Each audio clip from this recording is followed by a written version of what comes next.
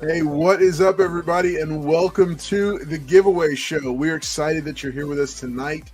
This is our show where we get together and we discuss the hottest and latest comic book community news that's going on. Well, guess what? Tonight we're doing something a little bit different. We're going to see how this goes, but tonight the chat is going to tell us what we're going to talk about tonight. So that's right, you, the chat, are going to be sharing with us the topics that you want us to be going over tonight. So we're looking forward to hearing what your input is, what you'd like to, where you'd like to see us cover tonight. So I can't wait to do that, in addition to a couple of really cool giveaways that we're going to do, as well as another segment, another episode, or another segment of our popular Survey Says, where we're going to take a look at the community tab here on the YouTube homepage for Carlos Collects Comics. And that's right, I'm Carlos Collects Comics, and we're glad that you're here. So we will see you in just a moment as we get this started.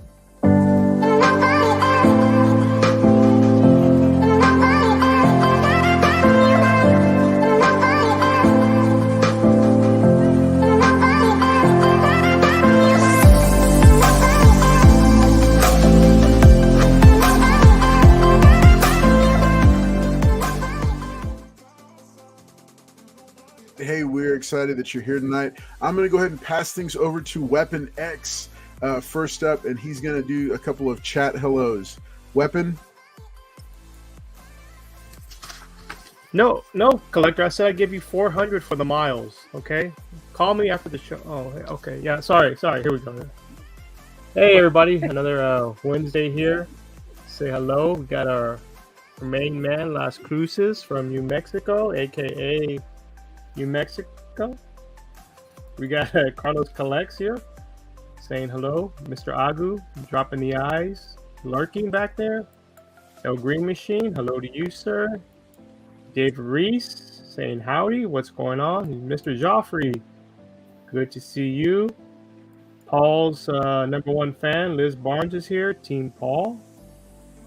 And we got a Dotson. Here. Dotson.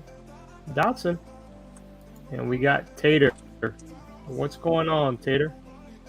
How's everybody tonight? Yeah, like Carlos said, the chat's going to drive the topics for tonight. So we're interested in what you guys want to talk about or what you want to speak about. So kind of go from there. See who else we got here dropping in. Anybody else? Nope, that's it. I wanted to bring a couple of things up real quick here. Quick news here. Confirmed today that Gal Gadot confirms there is going to be a Wonder Woman 3 and she will be part of it, which was of a DC already making a mistake. Shocker, since we thought James Gunn was done with the previous iterations of the Snyderverse, but apparently I guess he's keeping this one, so that's interesting. There was a topic here that apparently there was a Spider-Man variant that wasn't in the Spider-Verse. I'm surprised Mr. Collector didn't let us know about this, when it got dropped. But because he didn't know. That are familiar with the DC Marvel crossover, Almagon, they did the crossover. There was a iteration of Robin and Spider-Man, aka Spider-Boy, that was created. That was actually cut from the movie. Due to legal issues with DC Comics. So wondering if it'll be in the DVD coming out next week or the actual digital next week. And then another topic here, those of y'all that have been following the Star Wars Yoda, the Star Wars Dark Horse, there was the first appearance of Yaddle. Well, in this week's issue, hate to tell you, Yaddle's dead. As Paul would say, Yaddle's dead. Yeah, she dies in page 12, Yep. And speaking of death, I just want to pass this. I know we all saw it this week, but a fan favorite of mine, I know growing up, but Paul Rubens passed away. So Pee-wee, as we all grew up on him, those of us that grew up in the late 80s, early 90s, grew up to this guy. So yeah, probably wouldn't even have him in 2024. Right? And we got the rest of the Motley crew here with us today. We got our favorite over there, Mr. Collector, with his Miles right here taking notes tonight. Miles is writing down all your questions and whatever y'all want to talk about tonight. So he's ready. Thank y'all for coming. As Finally, always. a productive panel member. But yeah, we're gonna have a good night. Unfortunately, Paul's here, but you know how that goes. And Billy, of course. But no, it's gonna be a good night, guys. Y'all make sure to hit that like button and let us know what y'all want to talk about. And let's get going. All right. Collector. Poor Eagle, we burned another one. Let's take it over to the. They're going to be extinct by the time this show's over. That you don't get more America than that. And as you guys also saw in the news, it's been revealed that UFOs do exist. I believe they're here to find this man's room, the pink room. All right, me and Billy are here. Billy's here. Appreciate y'all. Billy, what are you doing? What are you doing? All right. Appreciate y'all being here. Me and him are here to give y'all the information y'all are looking for. I don't know what the other panel members are going to be here for, but we'll see what happens tonight. Let's go. Thank y'all for being here tonight. Appreciate y'all. Mississippi says hello to you, Paul, as always. Oh yeah, Mississippi. That's facts right there. There goes Liz. Oh, he says collector. That's my friend. That must be another collector bot. All right. Collector bot. All right. Did y'all notice Carlos is replying to Miss Collects? Notice he's sweaty. Yeah. No, I'm being told that. I'm just being told that there's more books I have to get rid of. So. No. So. She found the stash. She found the stash. It wasn't a stash. It wasn't a stash. There's not a stash. We can tell by the fear in your eyes, and the AOK must have came in, huh? She was doing it in the garden, and all of a sudden she's like. She found it in the garden? That should be a topic. Where do you hide the comics from your wife? You would probably be more offended that you're saying she's a gardener than she does anything to do with gardening. Please. I don't know. She might. I don't know. Christina's here. I don't know. All right. So chat. So tell us. Here's what I'd like y'all to do. Let us know in the chat what subjects and Weapon X did a really good job of laying out some of the biggest, some of the headlines that have happened over the past week. Drop in the chat what you'd like us to talk about tonight. What subjects in the comic community are you wanting to get this particular panel's take on? What are some things that you're thinking about? Because I'd love to see what are the things that you're thinking about. What are the things that are that are front and center in your mind. I know that there's a lot going on in the comic book community, and I'm still kind of processing all the stuff from San Diego Comic-Con, most of which is the fact that it was primarily comic and toy focused, which again, like I've said, I love. So, we lost Weapon. Weapon X ducked out. Yeah. No. Now you got him. Now you got him word. He's checking the garden. All right. So yeah, chat, drop it in there. Let us know. In the meantime, while we're waiting on people to drop some subjects in there and let us know what are some cool things to talk about. The giveaways for tonight. That's probably what you're wondering about. So we're going to do 2 rounds of giveaways, just like we've done. The first is, this is what I call the early bird giveaway. This will be something we're going to do within the first 15 to 20 minutes of the show. We're going to be giving away a 4-pack to celebrate. Guess what? Black Adam is now available on digital. You can purchase it on digital now, and also watch it on some of the streaming services where it was not previously available. To celebrate that, we're going to be giving away a 4-pack of Black Adam #1. That's right. There was a limited series, 12-issue maxi series. This is Black Adam #1, cover A, but that's not all. We're also going to be giving away this cover, which is B. I think they're in A, B, C, D order. Then this cover as well, which this is my personal favorite right here because he just looks so deadly. Yeah, I think this is Perillo, maybe. Yeah, Perillo. And then the fourth book in this one, to go with this one, here we go. Black Adam #1. These are all Black Adam #1. It is a 4-pack. This is going to go to one. This 4-pack of first issues is going to go to one lucky winner. In just a few minutes, we're going to start the hashtag for that, and you'll be able to enter to win. For the second giveaway, at about 50 to 55 minutes after the hour, we're going to be reaching into the vintage section of the giveaway box.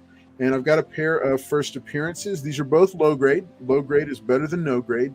But this is winner's choice. Winner picks out of these two low grade copies. First appearance of White Tiger in a standard comic book. First appearance of Adrian Chase as Vigilante in New Teen Titans Annual #2. So you'll get to choose out of those two books. Make sure and tune in. Those are going to be those are the prizes coming up. We're going to do the first giveaway in just a moment. But right now, we just want to see. Oh, okay, I see one. This is a good one. I like this. Okay, and then Tape Prime, I see yours as well. I like that as well. All right, so panel. L Green Machine says, talk about comic collecting burnout. I'm going to jump back into the panel view. And then, yes, we are absolutely going to be, Tape Prime, we're absolutely going to be talking about the strike and the long-term effects of it, which there will be many. So, L Green says, talk about comic collecting burnout. Okay.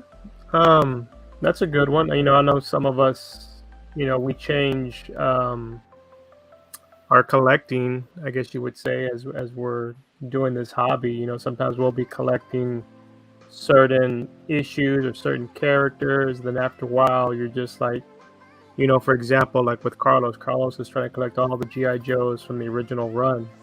I mean, at what point, if you're collecting, do you just give up and say, you know what, I'm tired of this? I'm just going to stop and do something else, because it's 155 issues he's got to go through there and collect to get that entire run. He has one right now. So right. So I'll agree with you. Yeah, it's good to take a break, step away. If you just want to stop or just refocus. I know for me, I'm kind of going back. I was doing slabs a lot initially, and I kind of started going to raw books, but now I'm kind of going back into slabs. I'm kind of getting away from raws and going back to kind of what I like to collect, which are slabbed comics. So I think it's just up to you. I mean, if you're burnt out and you're just tired of it, yes. I mean, step away. I mean, like I've heard it a few times. Paul has said it. Collector said the books will always be there. The books are not going to go anywhere. You can find the books down the road. So if there's something you're worried about, you're going to miss, or you're not going to find it, it's going to be there. Especially with Paul. I'm sure Paul will have it somewhere for you. But it's okay to take away and take a break. So that's my 2 cents on that topic. That's really good. That's really good input. I'm jumping back out into full panel view. So I think there's Paul.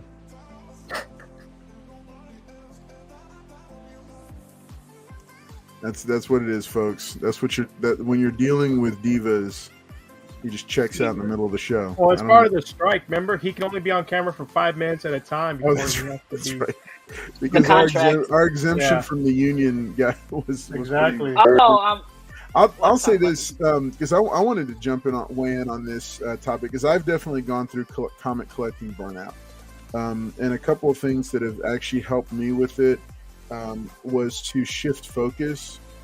I have different concurrent collections, like collection building things going on. For me, like Weapon X pointed out, I'm 2.5 years into the process of collecting all 155 issues of the original G.I. Joe run, and I think I'm down to I think I need about 34 of them now.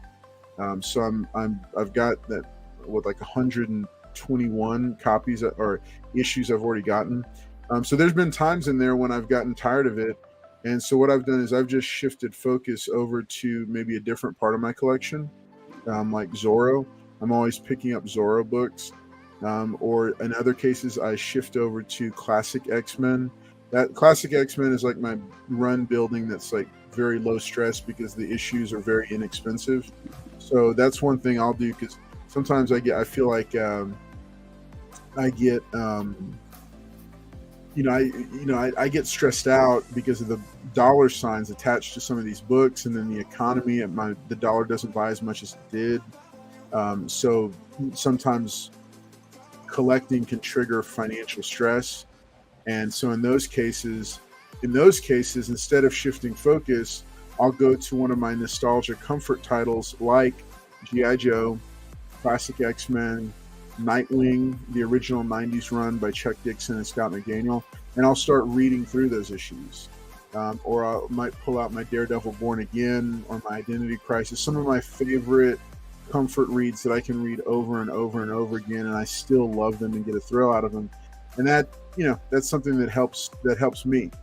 Hey, Collector, will you do me Weapon, will you do me a favor and DM a StreamYard link to Southern Comic Geek for me? Sure. Oh Lord! I think it's about to get worse. Yeah, I mean, and here's something I'm going to say, and I'm not. This is not to say anything about, because L Green pointed this out, and I'm not in any way, shape, or form saying anything against like our cousins who do comic book auctions, but I think if you're getting burned out, I think sometimes stepping away from all the venues that are selling comics, for me at least, has helped. And one of the things I like to do is go to a local comic shop in person and flip through the back issue bins, because I kind of find it to be like a relaxing thing. Maybe I'm weird in the comic community, but for me that helps. And I think that there's kind of, sometimes we have to, just for kind of like to kind of get a breather, step back and say, hey, you know what? I'm going to step back from buying, from sell, buy. I'm going to step back from that. And I'm going to step to, just kind of, flipping through the comics I already have, because if we have 4, 5, 6, 7,000 comic books, and a lot of people have much more, read those comic books, rediscover the stories. I mean, I love to dig through my old 80s era detective comics and Batman books, and see those. Southern, I invited Southern. I dropped a link for you. Because I like what you said in the chat, and I was going to give you an opportunity to address it. So, hey, y'all, say hey to Southern Comic Geek, who's stepping on. I don't know if there he is. What's up? The man that sold me my vehicle. Hey, are you going to be in Shreveport? No. Oh, Are you? back No, up? I think I'm going to Austin though. Okay. Yeah, I was unsure about Shreveport, but 99% sure about Austin. So what? Southern, were you Southern, calling? why don't you cover what you put in the chat? Yeah, it's easy for people. You hear the talk about FOMO all the time, and there are a lot of auctions and a lot of pretty books, and people chase the latest shiny object. And instead of worrying about what drives you, people, oh man, this is going to be the next big spec book, which that's kind of died down now. Or man, this one's for so much on eBay, and you hear all the sales tactics. The thing is, but is it good for you? It's not whether it's good for Carlos. I mean, nobody else collects Nightwing, and nobody else. Yeah, joking. But I mean, and nobody else collects GoBots except for Paul. So, you just got to go. You just got to go with what rubs you, and don't try to push it too fast. When I collected my first volume, when I collected the Uncanny, I had Uncanny X-Men 1 through 544's first volume, but I have the second, third, fourth, all them volumes as well.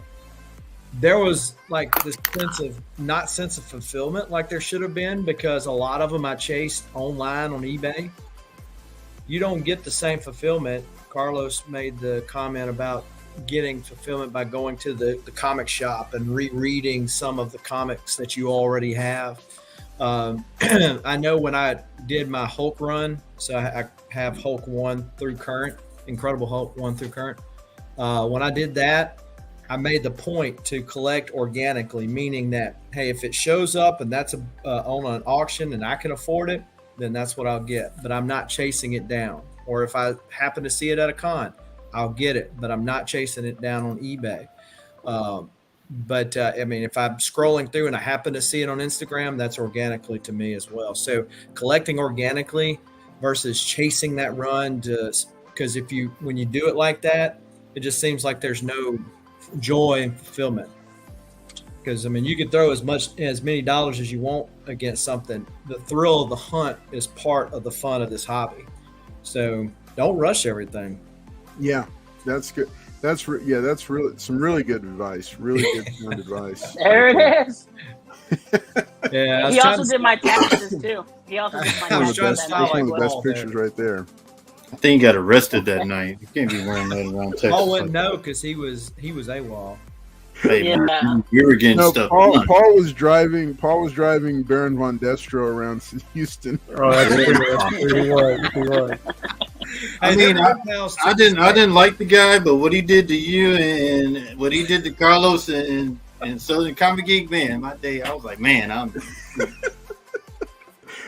agree with Southern Comic Geek. I mean, some people do get burned out, but like me, I go and throw the hunt to go chase down nice books or whatnot. But some people, they get tired of it. They're like, hey, I'm tired of collecting. They step away for a little while. If you ever hear like other YouTubers, they're like, I've been out of the hobby for like a year or 2 years, and they come back in and start doing it all over again.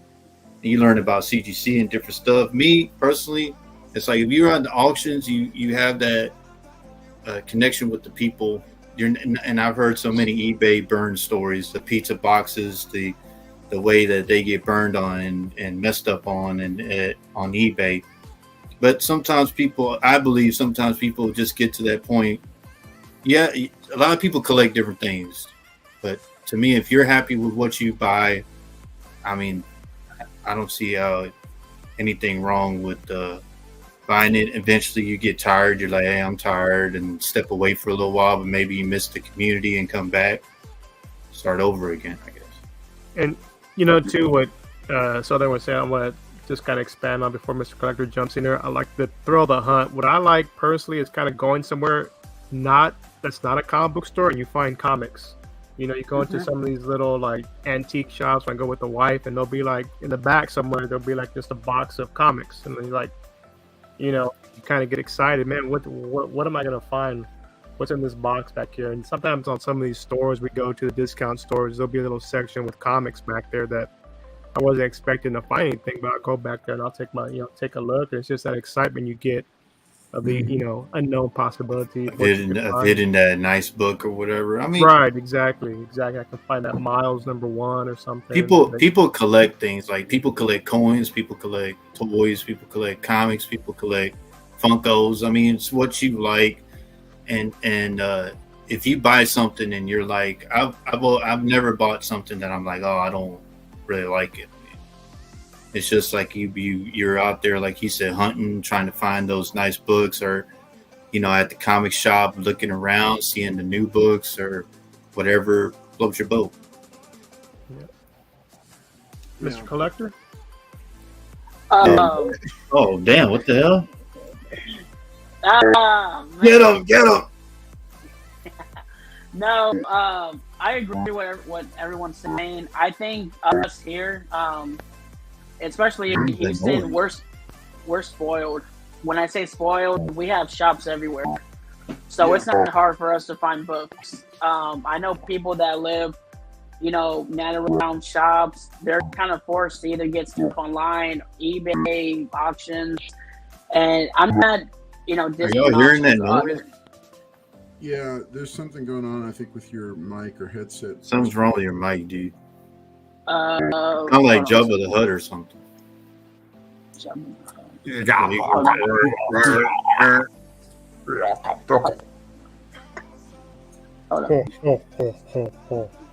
Uh-oh. Uh-oh.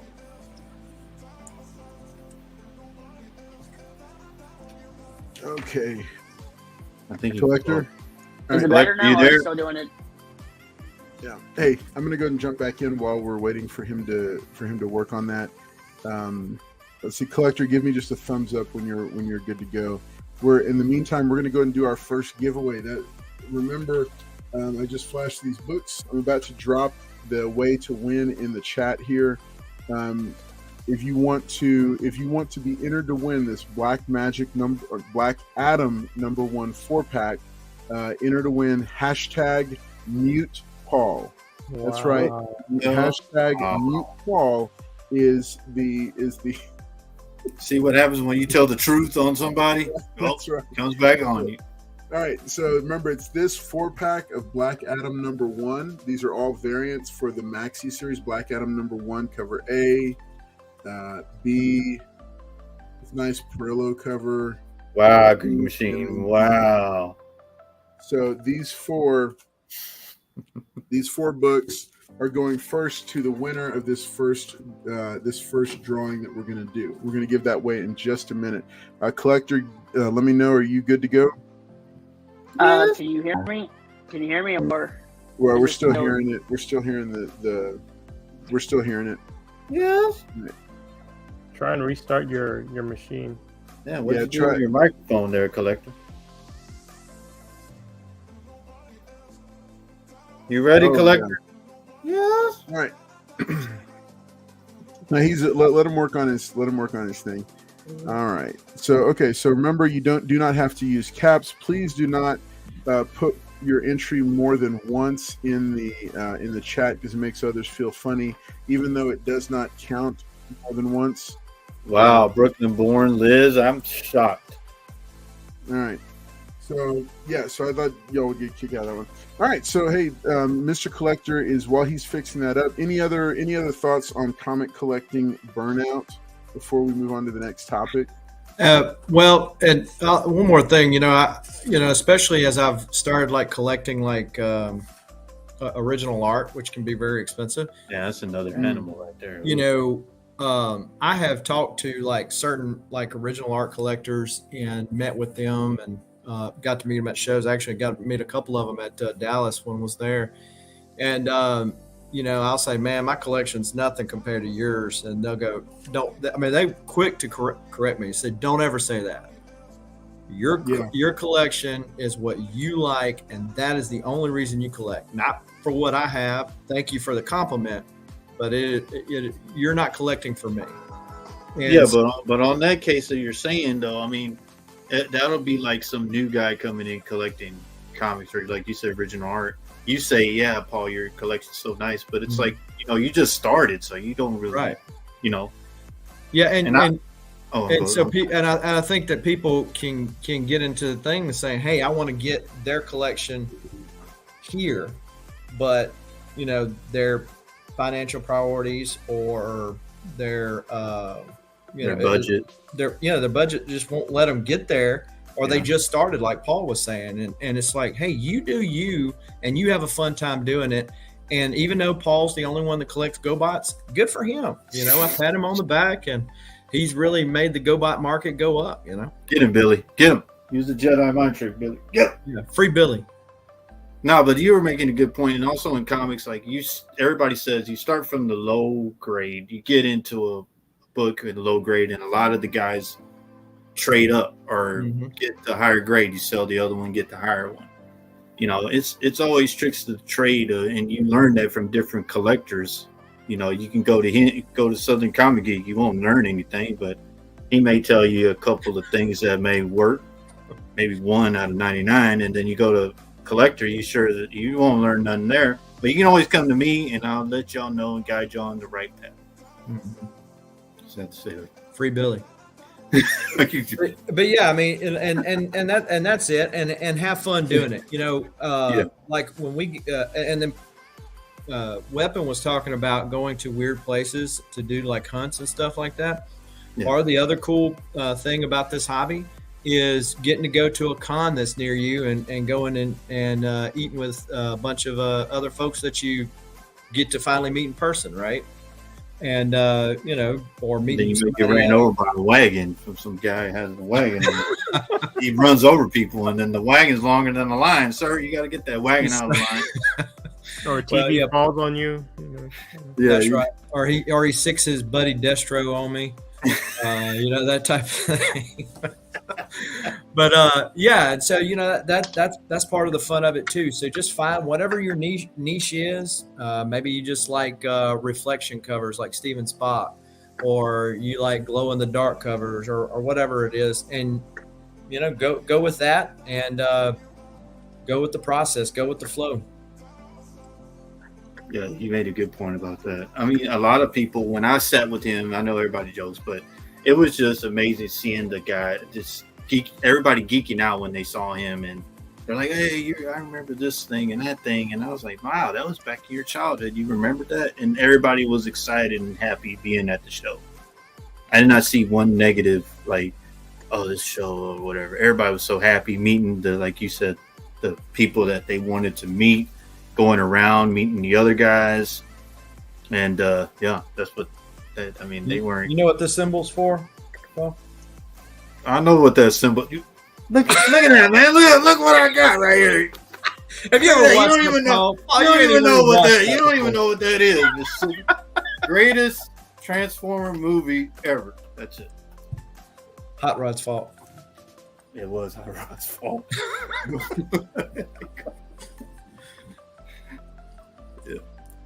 Paul, is this still making noise on my side? No, you good now. I don't.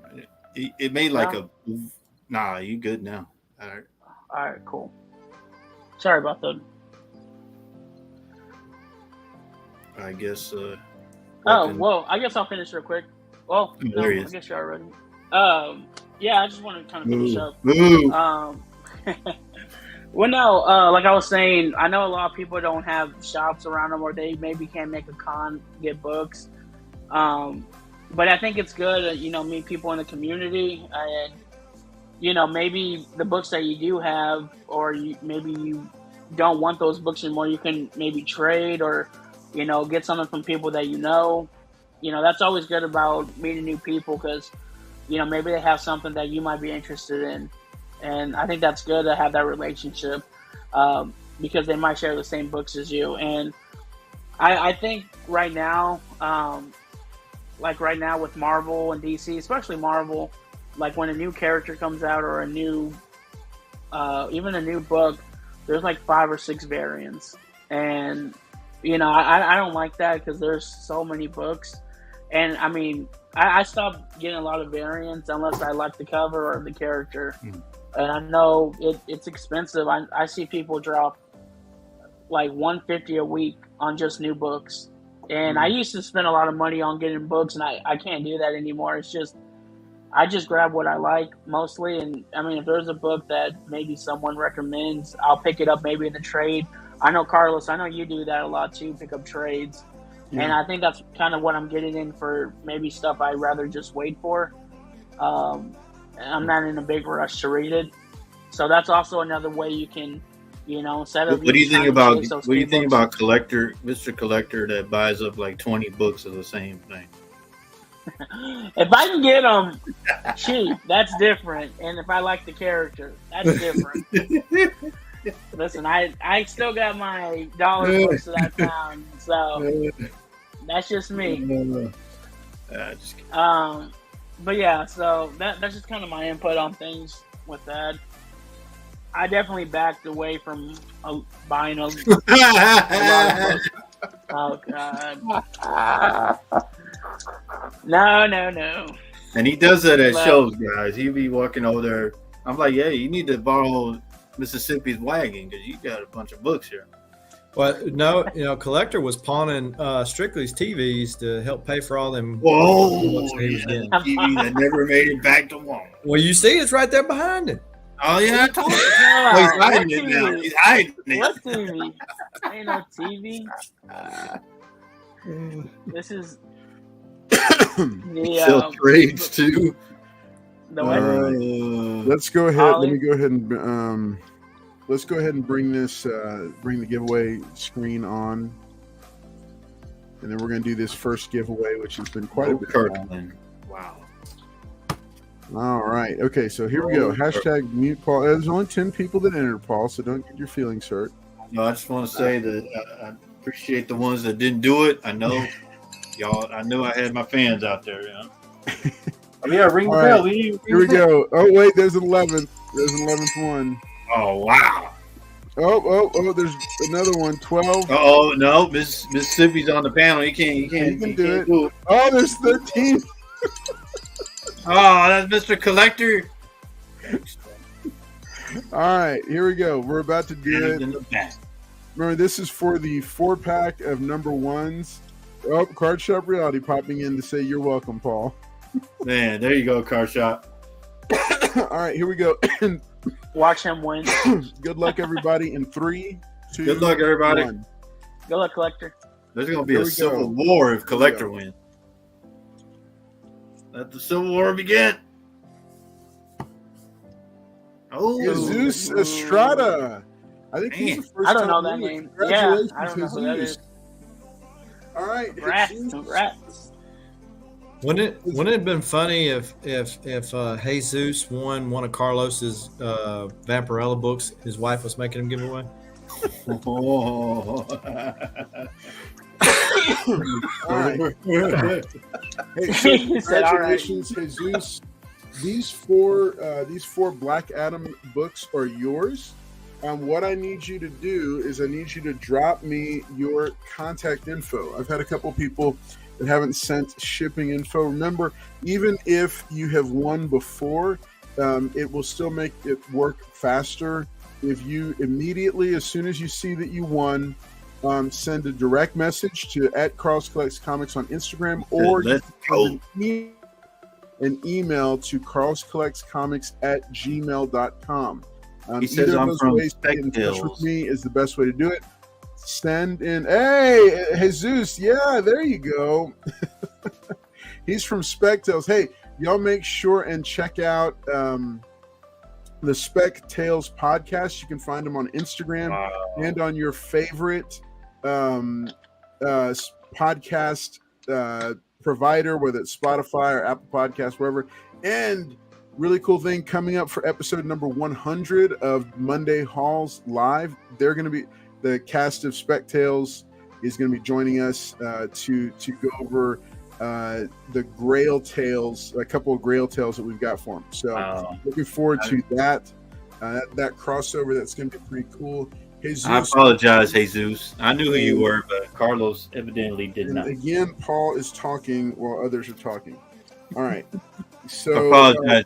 Jesus, hit me up on Instagram. Drop me your shipping info, and I will get that in the mail to you. I have a couple of other packages here to go out. And remember, at about 15 minutes past the hour, winner's choice on these two low-grade vintage. Oh, yeah, I'm getting one of those. I'm getting. So y'all can, and the panel. Sure, go ahead and you can enter to win. I know that's going to backfire on me, but hey, let's do it. All right. Especially when Paul wins, and I'll get all kinds of complaints about him winning. And I don't think people would care. I know that if Collector wins, they're already ready to go. And if Paul wins, he'll be at the church. In here. Mr. Collector, did you, let's see, you got to say your piece about comic collecting burnout, right? Yeah. Yep. Okay, yeah. Cool. All right, well, we had good discussion on that. Okay, so the next subject panel, the strike and the long-term effects of it. This was submitted by Tate Prime. So I'm going to give you all a second while I catch everybody up on what is going on. And I'm going to give you all a second to comment on it and give your take. So the WGA, the Writers Guild of America, and SAG, the Screen Actors Guild of America, these two unions have gone on strike. The Writers Guild has been on strike for about 3 months now. The Actors Guild has been on strike for, I think, coming up about a month now.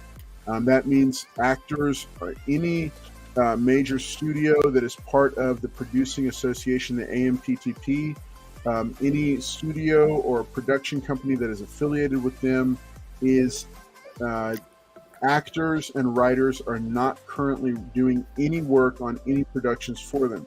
What this means is that a lot of films and TV shows have stopped production, and pre-production on a lot of projects where script writers would be employed has also stopped. Pins are down and actors are out of are off of sets. There's a few that have been granted little waivers, but that's kind of a separate thing. So, okay, panel, let's hear from y'all, and let me know what y'all think about this. What do y'all think about the SAG and WGA strike and the long-term effects of it? I guess Paul goes first.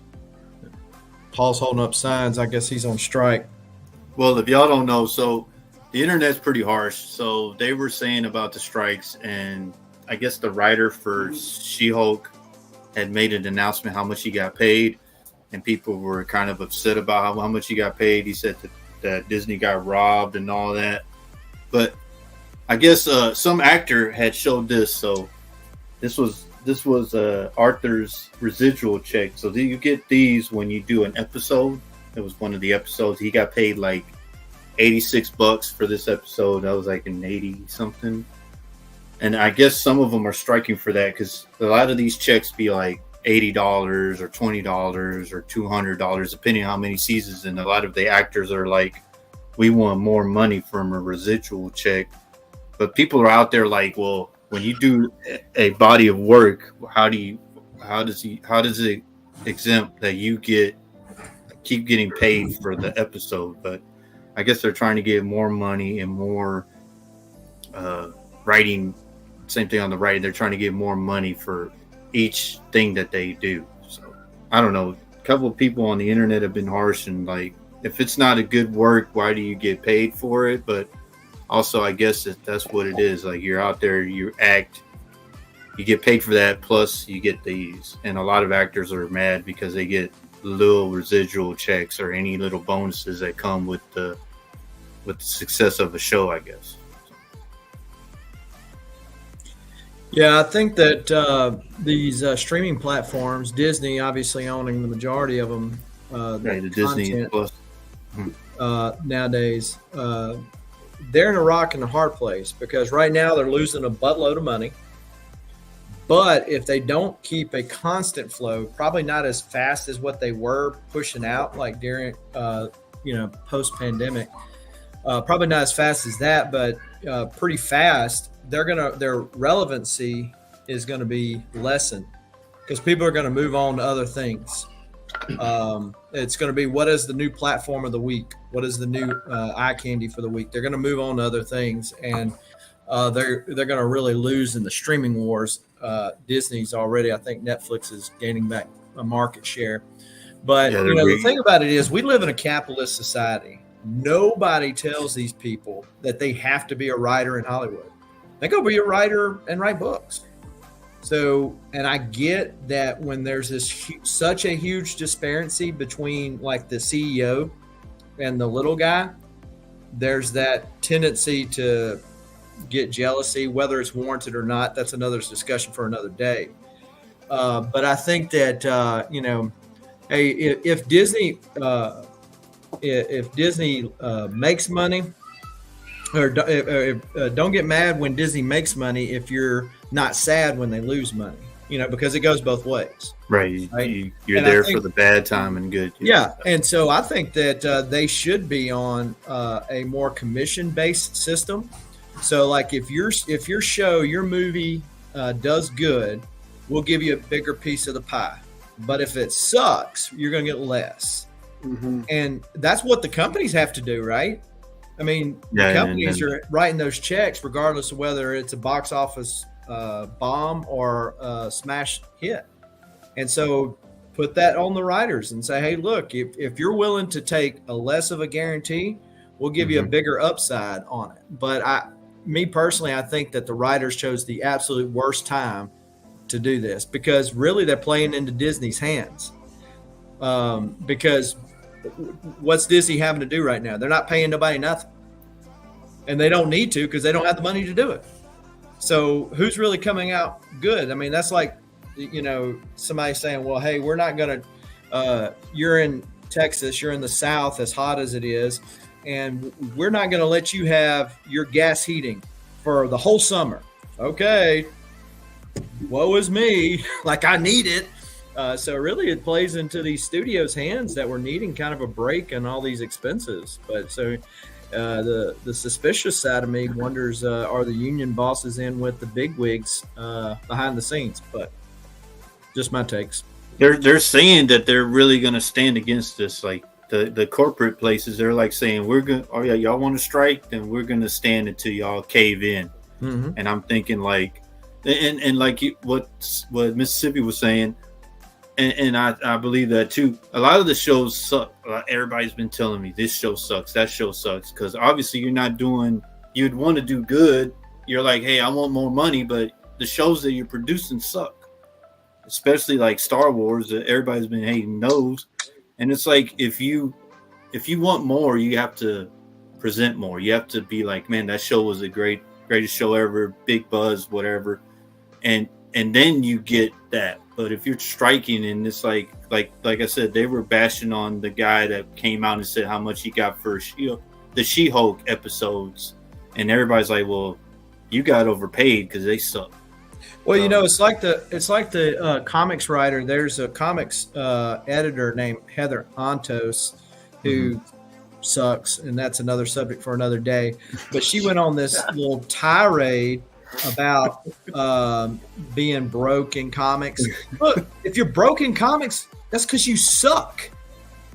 Well, I don't hear James Tynion talking about being broke in comics. Hell no, he had 3 good titles. I see him writing new stuff and figuring new products. He turned down DC for a lucrative deal, and he's like, I just want that creative freedom. And you're right.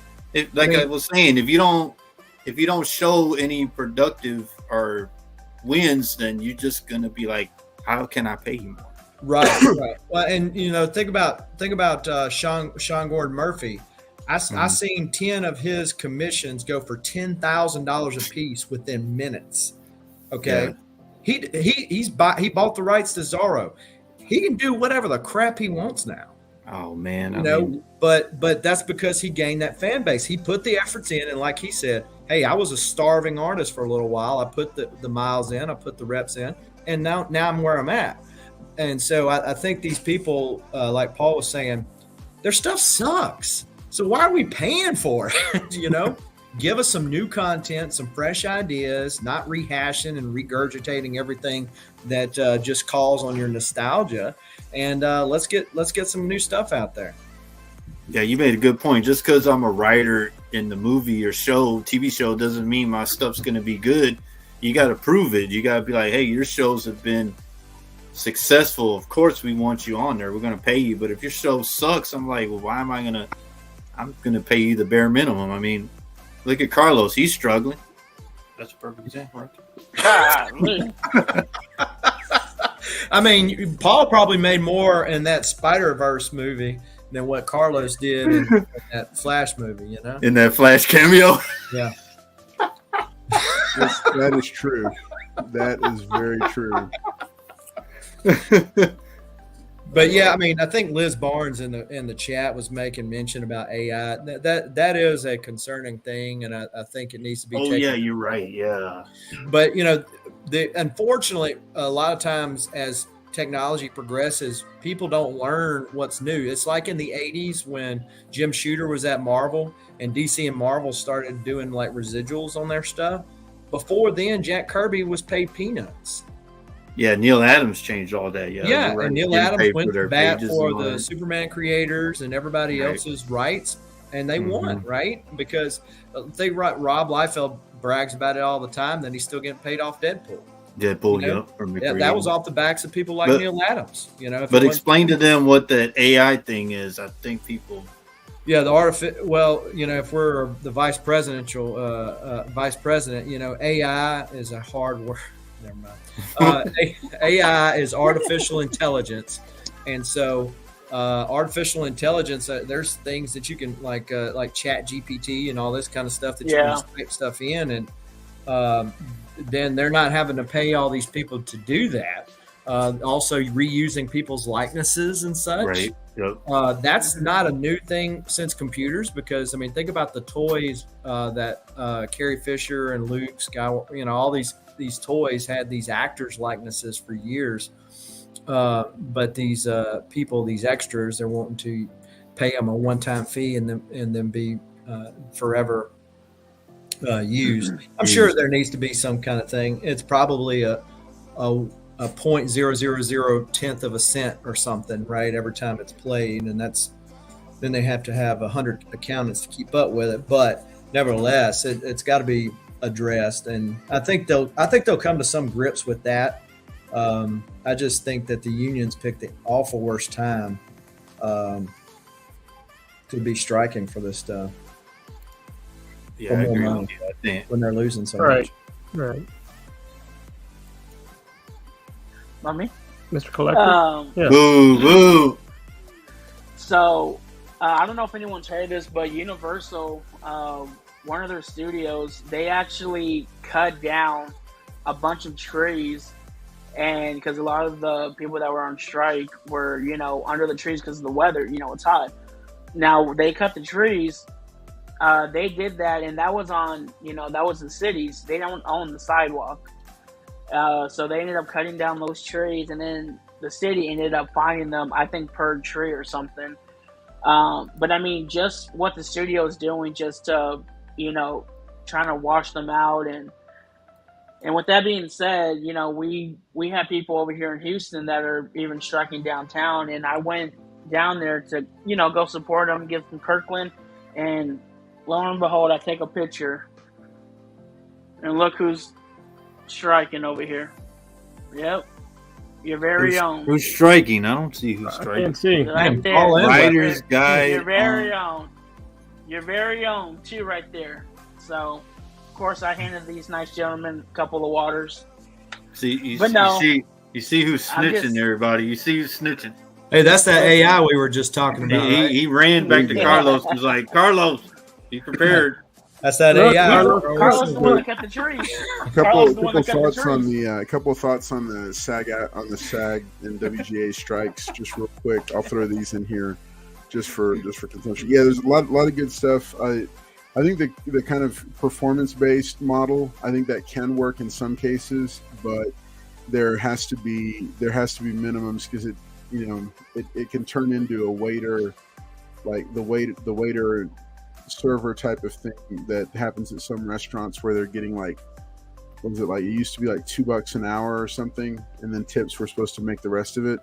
But yeah, I do like the idea of performance based, because But if you make a good product, like Mississippi and them are saying, you don't have to worry about it because it was going to speak for itself. Yeah, no, yeah, and that's why I think it's something worth. It would actually step your game up, because you're like, well, I'm not going I to think right. that one big thing that gets, there is a necessity to revisit the idea of streaming contracts, because being familiar with the SAG contracts, and I'm speaking just about SAG, but I know that WGA is even in some ways worse and more archaic. The SAG contracts for streaming, for the longest time, the new media contract, which is the one that would apply to anything for streaming, was incredibly low rates, and a lot of producers I know would actually classify their projects as a new media project just to slide in under that, under those requirements. So you've seen this big shift that's happened, going to everybody wants to put things on their streaming, and we've seen some moves away from it. Well, a lot of it has to do with the profits that these studios are reaping from streaming contracts that are very old and never, like at the time that those contracts were written, the new media contract for SAG, at the time it was written, it was never, like, they didn't even imagine that streaming would be a thing. At that time, I don't even know that Netflix was like, Netflix wasn't even what it is now. It was just this little company that Blockbuster decided not to buy, because Blockbuster was the big, like, they had a system. So these contracts do need an overhaul, But the problem is that both sides are digging in further and further, and the studios have started to say, which I don't agree with this. I don't think this is good. They've started to say, well, we're going to starve them out and force them to come back to the table. And then the writers and the actors, by deciding to strike with the writers, they have shut down production, and that's a lot of wasted money now. And a lot of that's going to add to the amount of reshoots that have to happen for a lot of these films that started filming and then just had to shut down and stop, because you lose money that way when you have to stop a production in the middle without, regardless of where you're at in the production. So there's a lot of effects of it. The long-term effects are going to be that we will see incomplete and half-finished seasons of television like we saw back in the mid 2000s when there was a strike, and we saw season like 1.5 and season 2.0 of certain shows where they'd only gotten halfway through.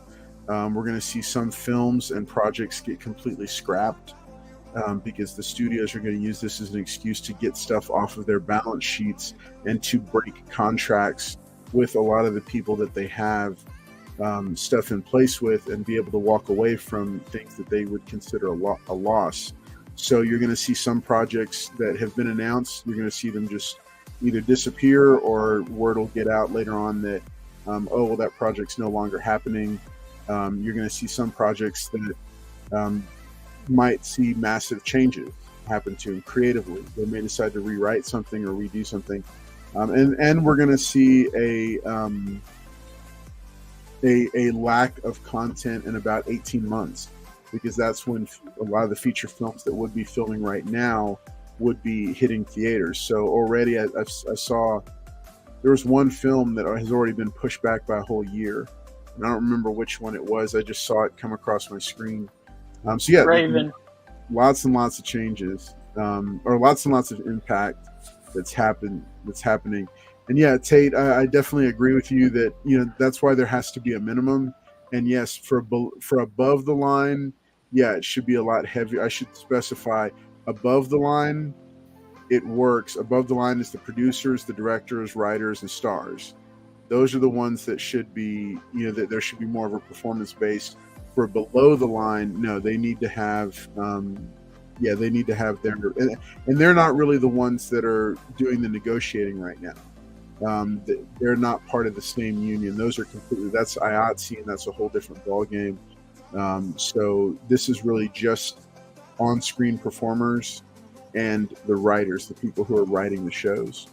Yeah, I think that a lot of people are going to go lower budget, more practical, going back to more practical effects, less CGI. Think about all the complaints from Flash and other movies that people have had from the lack of good CGI.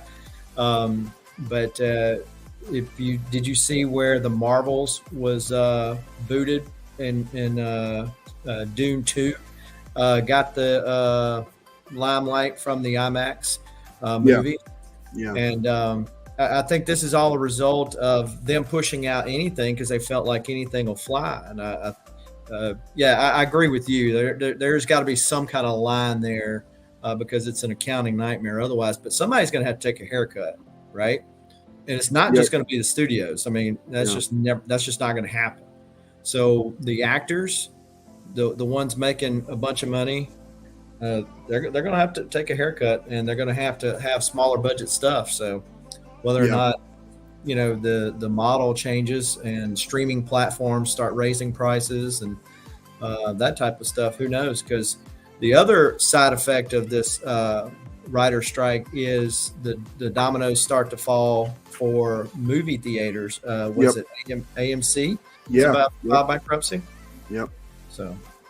Yeah, no, that's a whole other thing, because the downstream effects from this are, with productions shutting down, all the below the line crew, the grips, the lighting, the catering, the hair and makeup people, all the people that work for a day's wage, they're out of work. If nobody's filming anything but these small independent projects, yeah, it's going to be, rates can deflate because there's so many people looking for work that everybody's trying to undercut.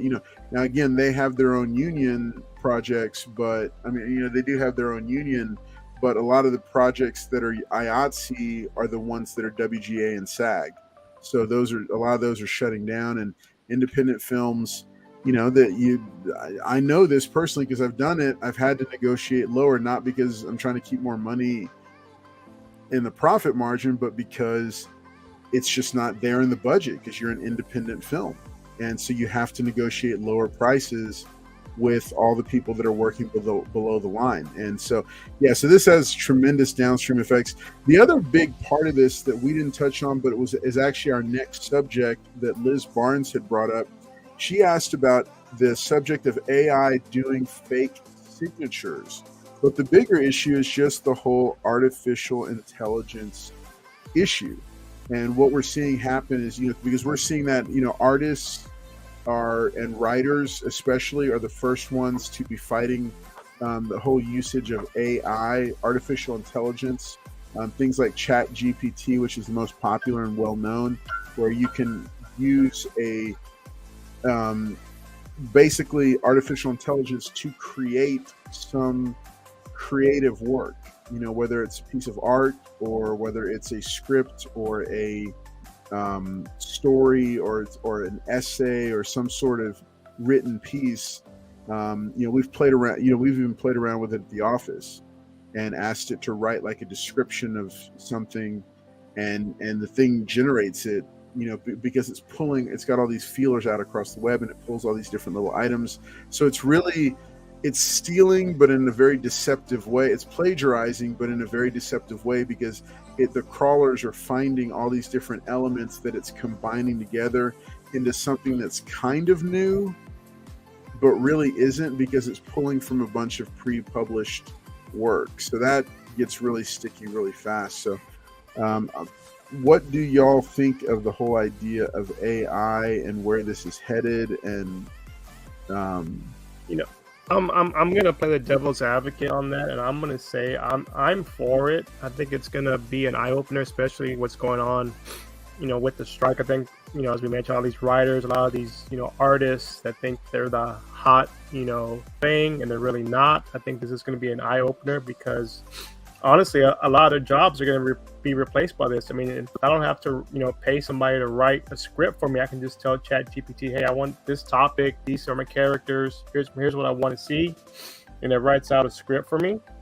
And that's done. If I can do all my special effects and my backgrounds, using this, I don't have to pay somebody else. And the same thing with the artist. If I can get it to create something for me and I don't have to pay the artist, then that's on them. Like you said, if you're talent is so good and then you believe in it, then I shouldn't have to do that. But if you're at the bottom of the barrel scraping it, you're not going to survive.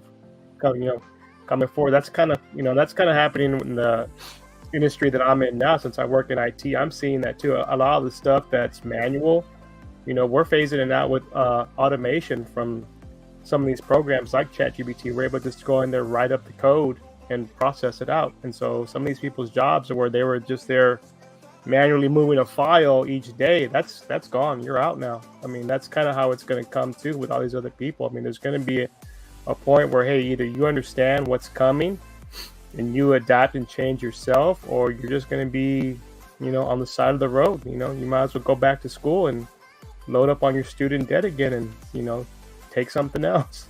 So. Yeah, well, dark.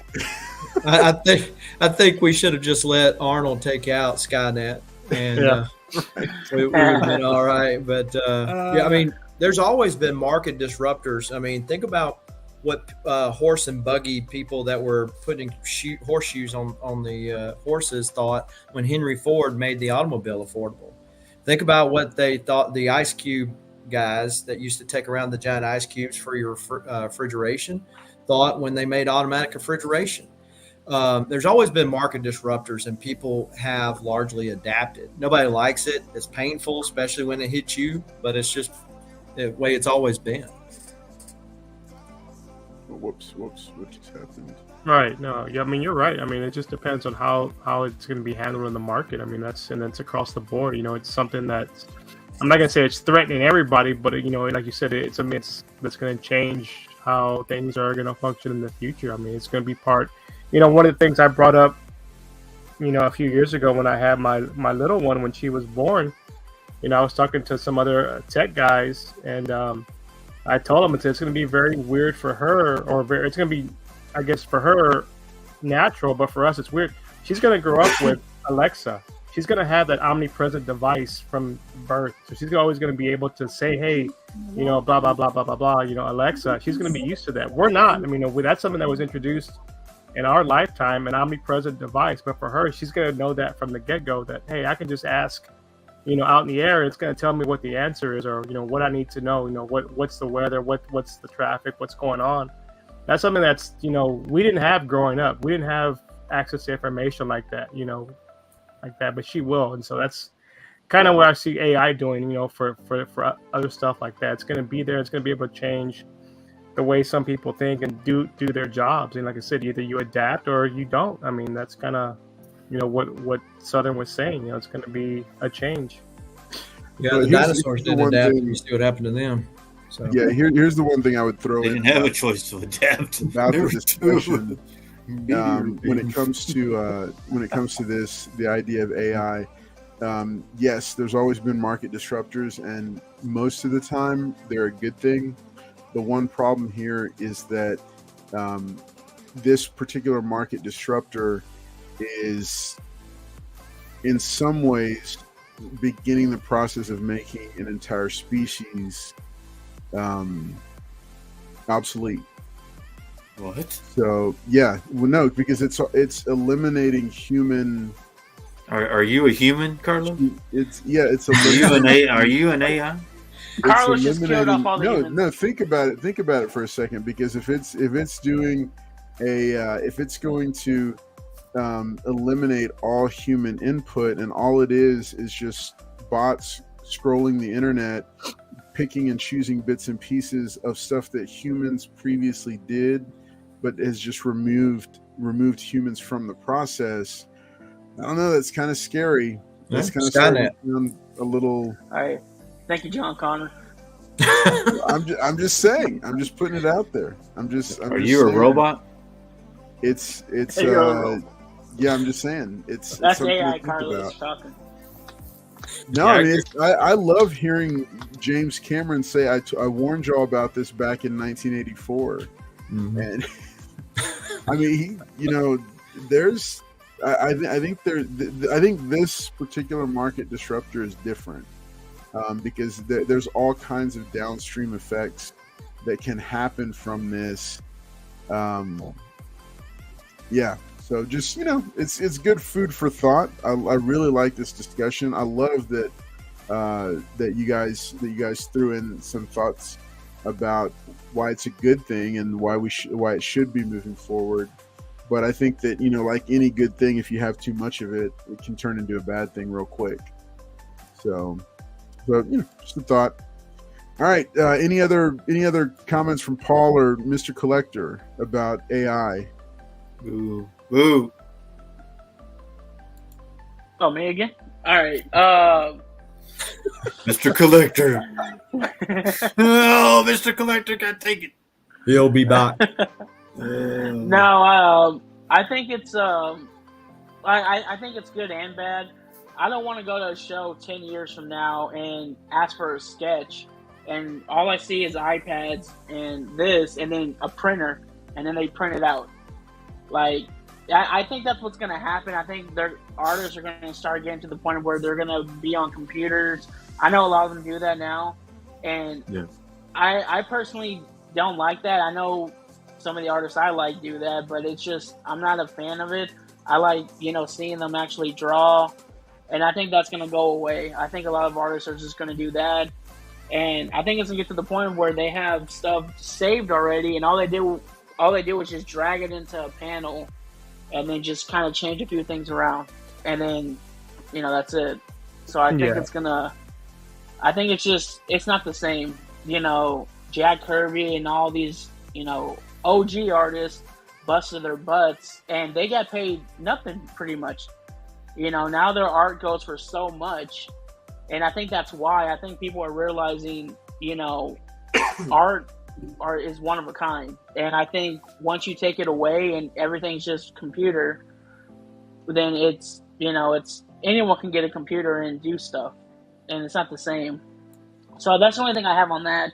It's just I think it's good and bad. I think it's bad for comics, but good for other stuff like weapons that, especially like business like that.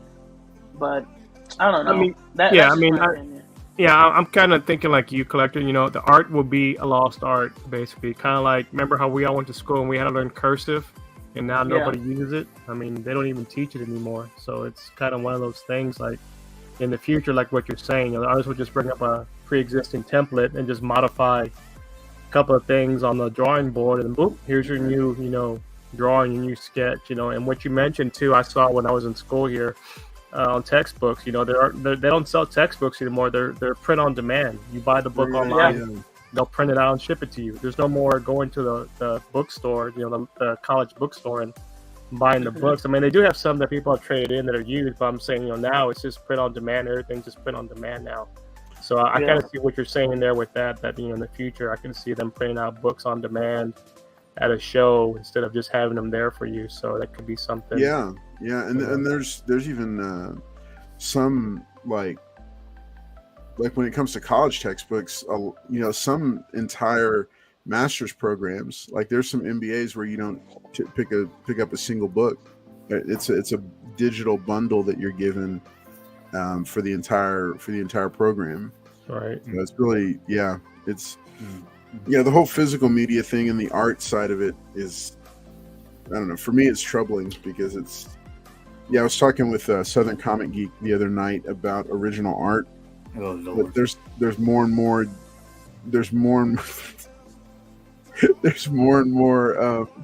digital artists where there is no original. So yeah, it looks like the same print, but it's blue, right? It's the blue lines. Yeah. So it's interesting times. Well, those aren't even 1-of-1. Those are 2 copies, right? Yeah. Well, it depends. It depends on if the inks were done. Now you have what you call an artist proof, where the inks and the pencils were done digitally. Wow. Those are 1-of-1s, and then sometimes you have the pencils done, obviously on paper, and then they're scanned, and then there is a blue line that's inked over. So then there's 2. But then sometimes you have a pencil and it goes digitally and it's inked digitally. So it just all depends. That the guy that draws Nightwing, the 100, it has well, let me show you because I thought maybe he's about to bust out the folks. You're going to get to see some of his original art collection. I love it. He's got like but I'm thinking, like, didn't they try to do that with comics? I know a bunch of people are pushing for digital, but there was just so many comic book collectors that are like, I want a comic. I don't want physical. Right. And I'm thinking, like, when you sorry. Hold on, Paul. Southern's right. What? So this is from Nightwing 105. This is the issue where it goes from like his point of view. So there's him fighting with Barbara Gordon, from his point of view. And so this is an artist proof. So this is just a printout. And, he signed it, and I got a COA, and I hope that he didn't lie and sell it. Do you remember that page, Carlos? So hang on. Yeah. So what okay. Let me ask this. The amount charged for that, was it comparable to other original art, like interior pages? No, it's cheaper. Okay. Yeah. Would you unless you're Mike Diodato, and then you're selling it based on your name? But I mean that because Mike Diodato now only draws digitally, unless he does. Oh wow. Okay. But yeah, it's cheaper. So okay, so like, would you say substantially cheaper? Like substantially? So like typically a page where you're talking about an artist proof, you're talking about $300 to $400. You're probably talking about more like $400 to $600 if it was regular. Now that's a regular page. Now, like a cover, there is bigger of a discrepancy there between the prices. But yeah, no, like this is a commission. So this is full pencil and ink by the brothers. I'm gonna butcher their last name, but it's the Escorza brothers. They did the interiors for The Last Ronin. So this is something that they did here, but it's full inks and stuff. So wait, so then that's not a print. They actually did it on that. Yeah. Okay. Yeah, they penciled it and inked it. They actually ink and pencil things at the same time. It's really strange to watch them work together like that. But yeah, there is still a market for it. You know, you kind of. I was talking with the Tim Lati. I don't know if y'all are familiar with him, but he did the interiors for the Saturday morning Turtles issues that just came out from IDW. And so it's really a callback to the old 80s cartoon. And so he prints out the blue lines and inks them on paper. And I was talking with him about it. He goes, man, I just go back and forth wanting to get digital versus, a full print deal. He said, there's just so many things you can do a lot quicker, a lot easier. And I said, well, if you're wanting to sell your art, which like if you hit it big, like a Liefeld or a McFarlane or something like that, you're just going to be able to sell your art for way more if it's, fully original. But I question how long will that be, right? I mean, it will, the 20 years from now, if comics are still a thing, will the collectors then be as stubborn as we are today? Yeah, see, that's so interesting. Yeah, because the hobby does change. Like, what we've seen, because a lot of people, I think, forget that CGC, the whole reason CGC even came into existence was because online sales had started to become a thing. And people were getting robbed with the grades. Yeah, it makes sense. Yeah, people needed an objective third party to assess the grade of the comic book, and then you would ship it, and then on the other end you would actually break it out. That's why the original cases were so flimsy and they didn't look splashy, because people didn't leave them in there. But then as time went on, people started saying, well, I'm going to leave it in there so it preserves the grade and it preserves the value that I paid for it. And then that's when the demand started for the cases and the labels to look better aesthetically, because they were going to be displayed like that. But that's why the print is so small on those old, how on the old labels the print's so small. So yeah, it's well, I think they kept them in there because when you break it out, it voids the grade. They don't know what you do with it. Take it out of the stuff, and I don't know. Like I said, to me, I feel like so Bob Budiansky created the Transformers, and he has a notepad of how he created the names and all that. To go digitally, I think you take away from the original thought process of how you're creating a show or something like that. I don't know. I think like Mississippi was saying, I think there's a bunch of older guys that are more stubborn that want the physical comic instead of getting it digitally, reading it digitally, having a digital library. But then you're going to have the newcomers coming in. The younger generation may just want that for that conveniency to walk around and have your stuff with you and able to do what you would want instead of carrying like a short box or long box full of books. You got it all right there in your notepad or computer per se. But I don't know. I mean, Mississippi made a good point about the original art. There's nothing better than having the original art of something instead of something. I think NFTs were some big thing. Everybody was buying NFT, going crazy for them. I don't hear nothing much about them now, but I mean, to have the original art in your hand versus some digital copy you got, I agree with Mississippi. It's really different, and I think the price points would be totally different. Because it's not the original thing; it's just some thing you're gonna acquire. And then anybody can just get one off of it. Okay. Good point. Yeah. No, that's good. I don't know. Hey, so real quick. Boo. Real quick, Tate Prime says, he wants to know, are prints original art? Because that's what it feels like with artists that only do digital. It says what? Are prints original? Well, I mean, yeah. So, I mean, if you're talking about an artist proof, that's a one-of-one. Whereas a print, there's in theory a lot. You know, it's like a Xeroxed off a copying machine. But I get what he's saying. If you, in my mind, and it's really taste, right? Because if you think about all art is subjective. Some people can't stand the madness of Bill Sienkiewicz. Want more defined lines like a Jim Lee or somebody. It's all art is subjective. To me, a lot of these digital creators, like an Art Germ, don't shoot. This is just one person's less than humble opinion, but a lot of those artists look pretty cookie cutter to me, and so I'm not a huge fan of it. But a lot of people are. So I mean, it's just, again, the market will ultimately decide, you know, if that's the direction it'll go. Yeah, Tate made a good point. A lot of the artist stuff, the covers look the same, and they just tweak it a little bit. They'll have that same pose, but then different tweaks a little bit. So yeah, I see what Mississippi's saying. You're just changing stuff on there, not really doing too much original stuff, the original pose.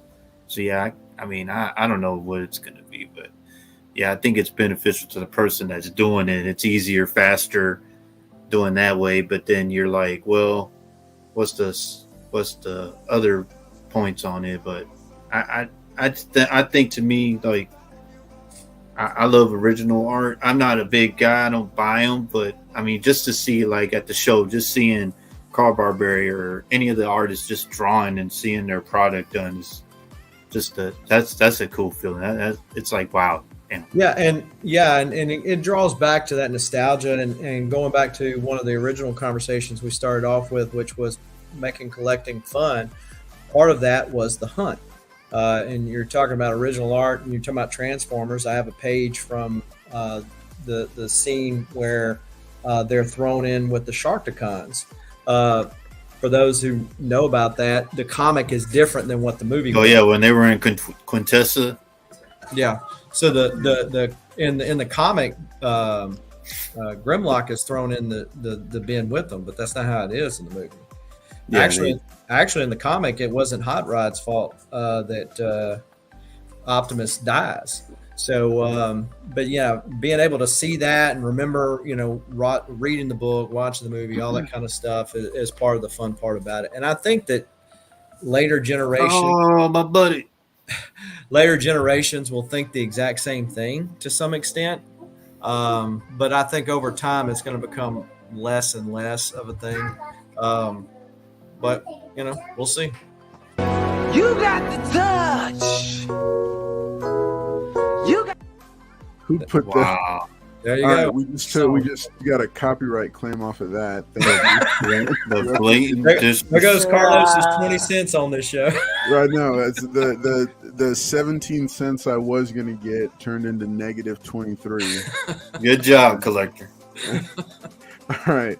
Hey, so you know what? It's been a really good discussion, but it's time for our second giveaway of the night, pastime actually. Let's ring that dinner bell. Forum Weapon X. Yep. The bell. Winner's choice of these two low grade first appearances. Right. I'm gonna go ahead and let the panel. You can enter. Yep, I'm entering in this. I know he is. I know. All right, so here's what you're gonna do. Hashtag vintage low grade is what you want to enter if you want a chance at winning one of those two books. Remember, these are shipped to you. If you are a viewer from a different country outside the continental United States, we thank you first off for being here and hanging out and being part of this community. But we do ask that we will cover up to, I think it's like $16 or $17 of the shipping to your country. But we ask that you cover the remainder of it over and above the 16 and 17. And like some others, we do have I can build a box until we get to a point where maybe you have some extra books. I know we've got that with Guillaume. So yeah. Make sure and enter to win. Glad that you're eligible, collector. So hang on, let me put it to him because he hasn't gotten enough attention tonight. So we got to make sure he knows he's valued. Hey, appreciate y'all being here tonight. I know Mississippi came in here and messed everything up, but me and Billy are here to keep the ship afloat. Even though I need to find a way to just show two screens at once so I can put Paul versus Southern Comic Geek. Right? There's a way. There you go, Billy. Get him, Billy. Get him. Billy's on my side. Free Billy. Oh, yeah. Child endangerment. That's it right there. All right. Child Yeah. Oh, I like endangerment. how I like you elevated him and gave him a pin. Is that a pin or a ray gun? He's been taking notes. Oh, cool. Okay, good. A ray gun. What is miniature Nick Fury doing? Little miniature Nick here is getting ready to watch Guardians 3 now streaming on Disney Plus. So we'll be watching that here Oh in a man, little Nick, bit. you ain't gonna be missing nothing. Sucks. They all die at the end. I haven't seen it yet. I'm looking forward to watching it at some point. You're not missing nothing. They all die in like 4 lives. Well, next week, Hey, at least Spider-Verse. Paul didn't call you. Spider-Verse comes out next week, so we know where Mr. Collector will be all next week, watching it over and over and over I again. mean, I don't know why. All right. Hey, thank Yeah, y'all for Paul, watching tonight. Make sure and drop the hashtag enter to win. Or no, it's hashtag vintage low grade. You got to enter that to win. Lower number of folks. All right. These are the two books right here. Come on, guys, enter on this. Winner's choice. Yeah, those are pretty nice books right there. So, well, they're low grade, but they are fun first appearance books to pick up. Still keys. Yeah. So they are still keys. That's right. All right. So let's see here. Paul, remember the questions Carlos used to ask for the giveaway? Oh man, those questions that people would be like, they just got off of work and have to answer an essay question.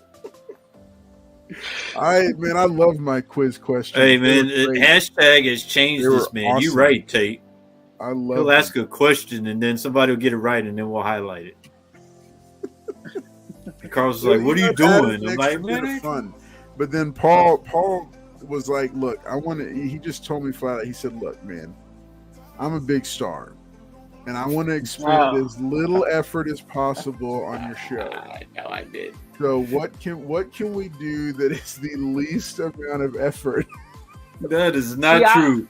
I don't know who has a bigger head. No. Miles or Paul. People So- would message me and say, "Why is Carlos asking these like college questions? We just got off of work. We're trying to eat a nice meal and watch the show. Why do I have to answer this essay question?" I was like, "I have no idea." Questions for the giveaway. What? Oh my gosh! That was one. That would be a question he would be asking. That was yeah. Oh, that's right. We need to do some races, the old school duck races and monster races and all those. We need to do some of those. Well, Verado, he won't do that because that means work for Carlos. He's trying to get away. Hashtag, Paul. he doesn't have to do any work. Paul like literally after every episode during that stint when I was doing the quiz questions, Paul would be like, "Man, why do you do this? I don't want to have to think about that. I'm busy. I got things to do. I don't want to do that." I'd say, "Man, Paul, come on. It's for the fans." And he'd be like, "No. I don't want to do that. It's too much effort." Hey, man, I'm going to talk to the pastor. That's all I ask. I know you ain't. Carlos, you gave that man a headache. You gave him a math No, question. man. You gave him a headache. People were rioting and they were like, "We don't want these questions. We just want the giveaway." I'm like, Right. "I hear you guys. I hear Give you." us a comic book, man. Just do it. All right, what's up, Real James Willie? Good to see you. Make sure, hey, if you're just joining us, hashtag vintage low grade.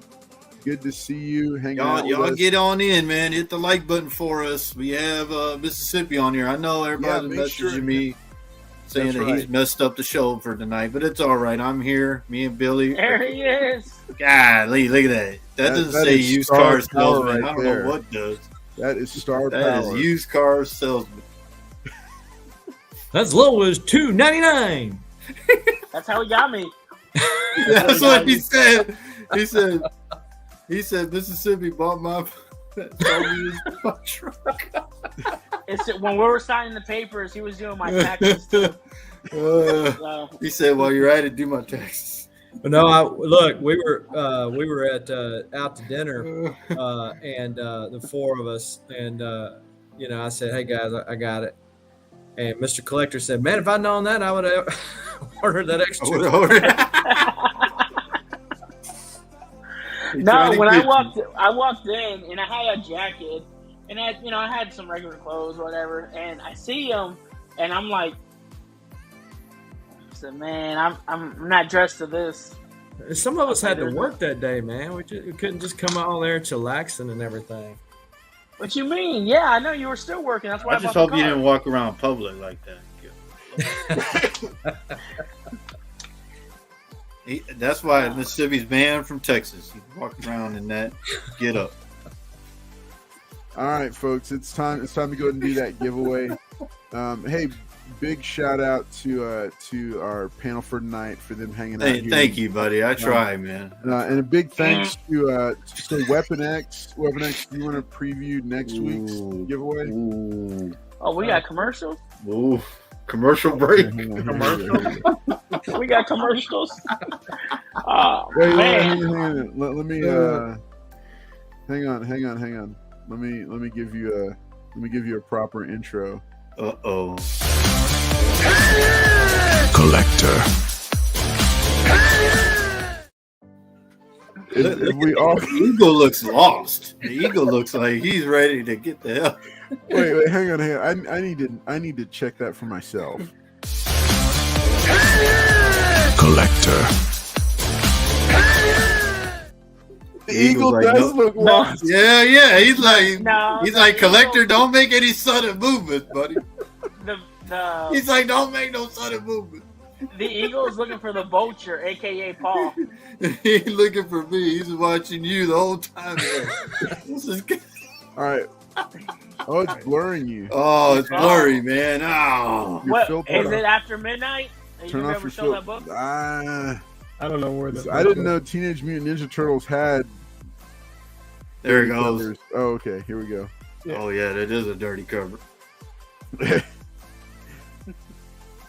So this will be for next week in honor of the Yeah. Turtle movie. So this will be the giveaway for next week. Nice. Yeah. So next week, tune in. We're gonna give that away as well as another one.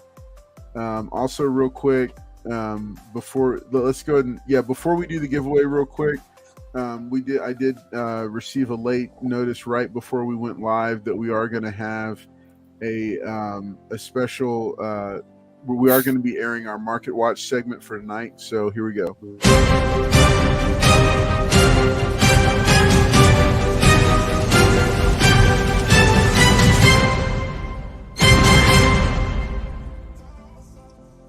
All right, Mr. Collector, All right, take it guys. away.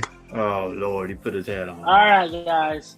So, what I picked for my book that I think will go up, or a book that I feel like is Spider-Woman issue 20, which is there's two key issues about this. It's actually the retold origin of Spider-Woman, and also the first meetup with Spider-Man and Spider-Woman.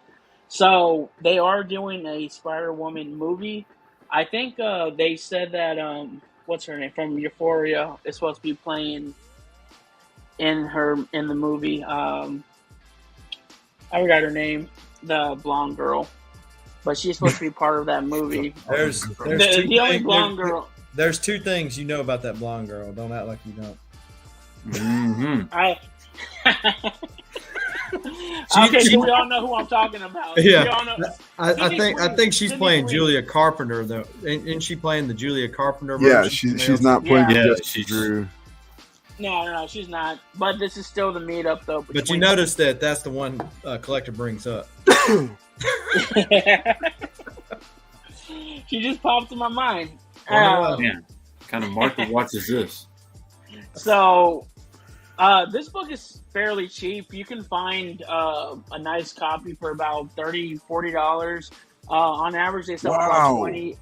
Yeah, a 9.6 goes for anywhere between $150 to maybe 175. What? There's a 9.8 right now online for. I know it sounds like a lot, but it's a 9.8. It's 1,000, but yeah, you can find a 9.6 for about like 1,000. Yeah. Really? Has it sold for 1,000, or are they asking 1,000? No, they're asking, but that's the only one that's listed right now. I don't know anywhere else that has a 9.8. But yeah, 9.6s are dirt cheap. They're only, like I said, there's one right now that you can buy for I think 150, 160. A 9.6. So yeah. I know exactly. So I mean, it's like I said, two key things about this book, and I mean, honestly, it's I love the cover. I like the cover a lot.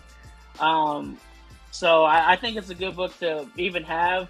The run's nice too. They have a lot of they have like 3 bondage covers in her run too. There's 50 issues in this run, so it's also a good read to have. So just something to think about. Affordable key right now before I feel like it will go up. But yeah, that's kind of my. I mean, it's only like $40, like $30. Affordable right now. You don't think $30 is affordable?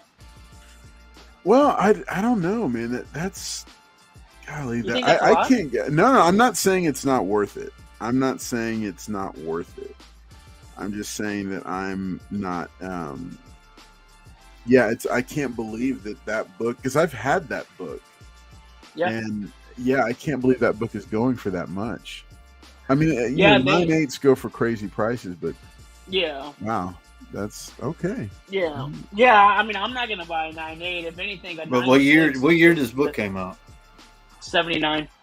Yeah, I mean, it's 79. Yeah, it's get a 9.8 on there, yeah. Yeah, so I mean, we think about it. There's also that's when was it a direct edition? Newsstand. No, the other one was a direct edition. I don't remember, but that's when Newsstands came out too. Was in 79, and if I remember correctly, I think it was 90 or 93% of the books that were coming out that year, and for I think the first 5 or 6 were newsstands. So there's only like a 6%, 7%. You mean direct edition? For direct, yeah. So either way, I mean, it's still a cool book to have. I've never found this in the wild. Besides, I found it at a show at Comic Palooza, and I got lucky and found it, and it's a nice grade. So, yeah, this is my pick of the week, I guess you could say. Nice. So. Okay. All right. Cool. Well, that's good. Yeah. So for those who are. Yeah, Card Shop. He gave me that tip, and I bought this one. I don't think it's the same. And I think it's the same book. That means you weren't listening, man. That's the exact same book. You this did is good. The one that he told. This is the one I thought he was talking about last week. I got burned. He told us to pick up that one. So, who, Carlos told you to pick that one up? No, Collector told us to pick it up. NYX3? No. I said, yeah, that book. Yeah, but I put other books out, too, that were a lot more affordable. But, yeah. So, yeah, right. This is more affordable. Awesome. All right. Well, thank you, Mr. Collector, for that Market Watch segment for tonight.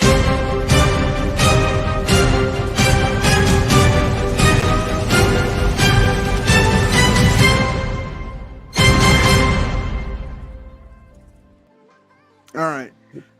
Big thanks to Mr. Collector for doing that. I didn't learn a damn thing about it. That was completely you did pretty good. I didn't think you were going to be prepared this week. I think he just always has one in his back pocket. All right. Hey, let's do this giveaway because we've got one of these 2 books is going to a brand new home. I'm going to go ahead and bring up the giveaway screen here. All right, it is #vintage low grade.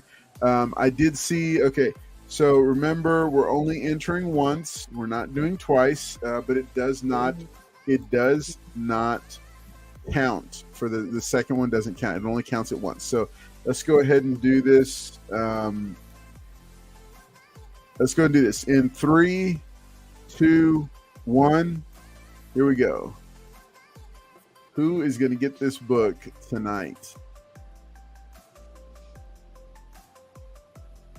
Liz Barnes. Congratulations, Liz Barnes. Liz, I don't know if you get that since you're Team Paul. I don't know about that. Hey, man. All right. Congratulations, Liz Every- Barnes. Thanks for tuning in and watching. Congrats. Drop in the chat which of the two books you would like. They are both low grade. However, they're both low grade. Both got damage to the covers, but low grade's better than no grade, and they are cool vintage first appearances. So drop in the chat which one you want, Liz, and then make sure and send me a quick direct message either on Instagram, or you can send me an email. Give me your shipping info. Please do that tonight, because I'm trying to package up the books tonight after we wrap for the night. So let's go ahead and bring it back to the full panel here. Hey, big thanks to okay, she's gonna take the ASM. Nice, good choice. Oh, ASM. And I think that comes with a free press from Paul's pressing service. I think so. It'll go from a 25. Are you still giving out coupons for free pressing and cleanings? Oh man, they will be finished printing tonight, so I will be getting those out for tomorrow.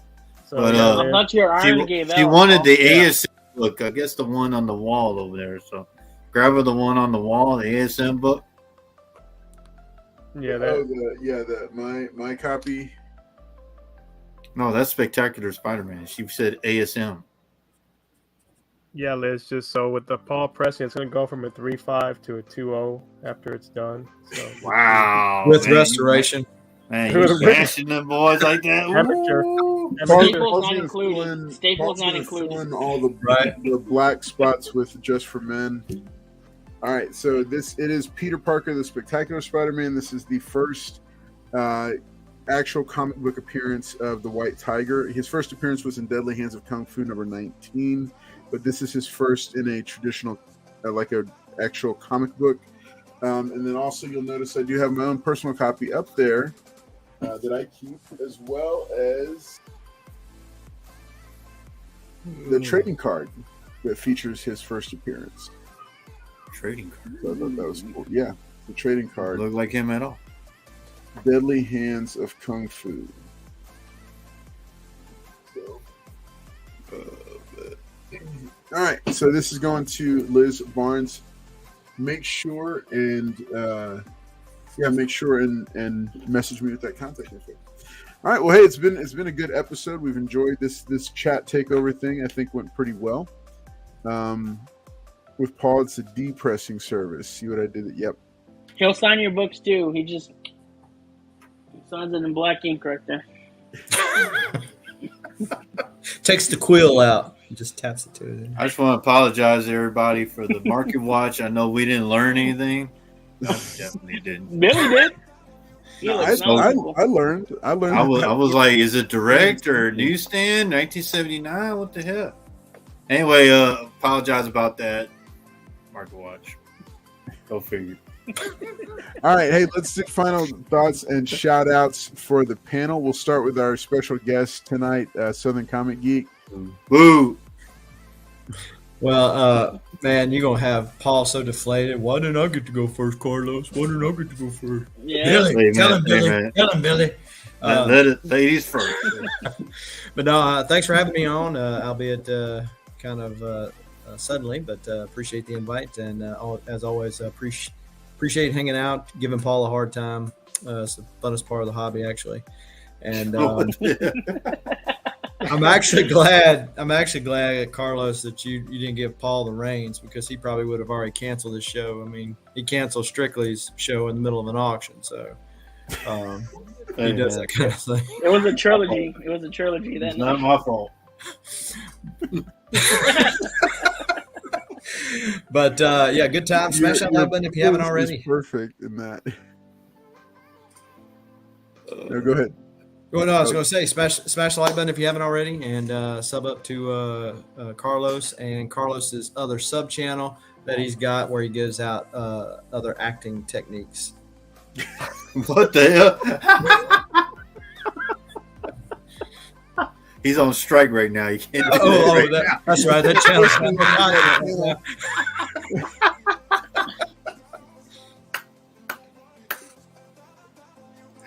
All right, going up next. Hey, real quick. So Darth Lucian is asking. This is Peter Parker, the Spectacular Spider-Man #9. It is available. I recommend picking up 9 and 10 if you want the storyline for his first fight with team up with Spider-Man. I love the cover. Cover by George Perez, and who is the co-creator for the character. And again, White Tiger is Marvel's first Hispanic superhero, and he came out in 1975. So, let's go to Paul next for final thoughts and shout-outs. All right. Appreciate y'all being here tonight. Thank you. Me and Billy are happy being here tonight. I mean, the ship almost sunk, but I'm here to keep it afloat. We had Mississippi on here, which we didn't learn anything from. We had the market watch. We didn't learn nothing from that. And we have Carlos's acting stuff. We didn't learn from that. But appreciate y'all being here. Me and Weapon always keeping y'all informed of stuff that y'all want to know. So let us know next week what y'all want to know. Thank y'all. Hit the like button there. I'm coming to pick up Collector. So you're a different kind of alien, Paul. Yeah, I know. All right, Mr. Collector, you're up. Boo, All right, boo. Pink Panther and Billy. But I just want to say thank y'all for coming out. Southern, great you came on. Actually, y'all hit his name and follow his channel. He puts up a lot of great content on there, so definitely give him a follow. But yeah, it was a great night. Thank y'all for stopping by as usual. Smash that like button, and we will see y'all next week. Awesome. Yeah. There you go. There's a marker watch. Can you take one of those next off? Show the market watch again. The real market watch. Golly. That's a real market watch. That's it right there. If y'all wanted to know where all the copies of Amazing Spider-Man 6 or 7 or whatever the first appearance is, that's where they went. Me and Weapon tried to do a little thing. We could not find any copies. They were like, "Hey, some guy named Collector came in and bought them all." Yep, struck up to the door and just loaded them in and left. Like, load them up. Load them up, guys. That's the last time I go with them to a shop. That's all I can say. But no, it was So for those, yeah, go ahead. No, thanks for everybody for joining. Like I said, it was a fun night. Talk on some different topics. I thought that were kind of different and fun to speak about. But you noticed, out of all of us, this guy is dressed sharp as always. He's ready to go. In a moment's notice, right there. Look at that. I mean, I do see a couple of creases on him. So. But no, thanks to Southern for jumping in and joining us tonight and kind of adding to the chat. So it was enjoyable. Like I said, tune in next week. We got the Turtles giveaway, and catch Carlos on Monday for the Monday hauls with JT. I'm sure they'll have some cool stuff next week. So that's it from me. Awesome. Hey, thank y'all so much for tuning in, because the most important people that are here on Wednesday nights, the giveaway show, and on Monday hauls live is you, the chat. And thank tonight, you, Carlos. Cool, thanks. for sure. If it hadn't been for y'all, we wouldn't have had some good topics to talk about, and these are excellent topics to be talking about.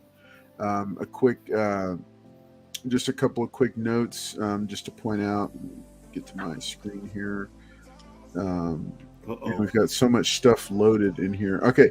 Hey, if you are looking for some good quality comic book related content to watch on Monday nights, check out the Monday night lineup. Consider subscribing to these other channels. Izzyverse NYC starts. These are all Eastern times. I'm working on my own graphic that has Central times. SVon 82 at 7:30 Eastern. Geek Out with Roscoe at 8:35 Eastern.